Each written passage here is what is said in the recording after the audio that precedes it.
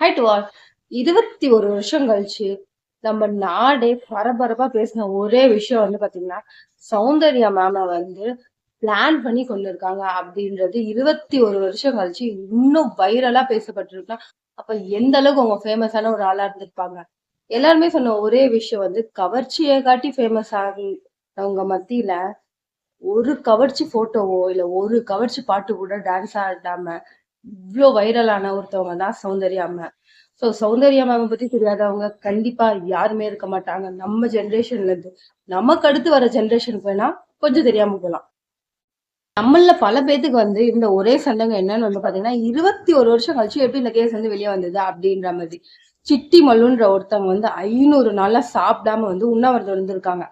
So என்ன ஒரு 500 நாட்களா சாப்பிடாம இருக்க முடியுமா? ஆனா அவர் வந்து தண்ணியும் வெறும் இலையும் மட்டும் சாப்பிட்டு இருக்காரு அப்படின்ற மாதிரி. என்னதான் சாப்பாடு சாப்பிடல அப்படின்னு இருந்தாலும் தண்ணியும் இலையும் மட்டும் குடிச்சு நான் உண்ணாவிரதம் இருப்பேன் அப்படின்னு சொல்லி உண்ணாவிரதம் இருந்திருக்காரு. அது 500 நாட்களுக்கு வந்து உண்ணாவிரதம் இருந்திருக்காரு. சோ உண்ணாவிரதம் வந்து போலீஸ்ல வந்து பாத்தீங்கன்னா புகாரும் கொடுத்திருக்காரு. சௌந்தர்யா மேம் வந்து கொன்னுட்டாங்க, அவங்க வந்து ஆக்சிடென்ட் ஆகல அப்படின்ற மாதிரி புகாரும் கொடுத்திருக்காங்க. 21 வருஷம் கழிச்சு கேஸ் எல்லாம் ஃபைல் பண்ணுவாங்களா அப்படின்னு நினைச்சேன். அதுல எல்லாம் வந்து பாத்தீங்கன்னா மிகப்பெரிய ஆச்சரியக்குறி. கேஸும் ஃபைல் பண்ணிருக்காங்க. அதுவும் வந்து கன்னட சூப்பர் ஸ்டார் மோகன் பாபு அப்படின்ற ஒருத்தவங்க மேல கேஸும் வந்து ஃபைல் பண்ணிருக்காங்க. அதை பத்தி தான் விசாரணை நடந்துகிட்டே இருக்கு. மோகன பாபுன்றவர் வந்து கன்னடத்துல மிகப்பெரிய சூப்பர் ஸ்டார். அவரோட பேர் வந்து எதனால அடிபடுதுன்னு பாத்தீங்கன்னா, சௌந்தர்யா மேம் வந்து ஒரு வந்து லேண்ட் வச்சிருக்காங்க. அந்த லேண்ட வந்து மோகன் பாபு வந்து கேட்டிருக்காரு. ஆனா சௌந்தர்யா வந்து இல்ல நான் தரமாட்டேன் அப்படின்ற மாதிரி சொல்லியிருக்காங்க.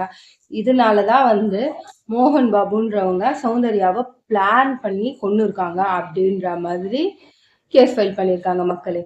இந்த கண்டென்ட்டை பொறுத்தவரை நம்மளாம் சிந்திக்க வேண்டிய ஒரே விஷயம், 21 வருஷம் ஆனாலும் அவங்களோட பேரும் அவங்களோட புகழும் இன்னைக்கும் மண்ணை விட்டு மறையவே இல்லை. என்னதான் தீர்ப்பு வரப்போகுது அப்படின்னு சொல்லி உங்களோட சேர்ந்து நானும் ஆவலா காத்துக்கிட்டு இருக்கேன் மக்களே. இதெல்லாம் உங்ககிட்ட சொல்லாம வேற யார்கிட்ட சொல்ல போறேன். மறுபடியும் வேற ஒரு வீடியோல சந்திப்போம். டாட்டா.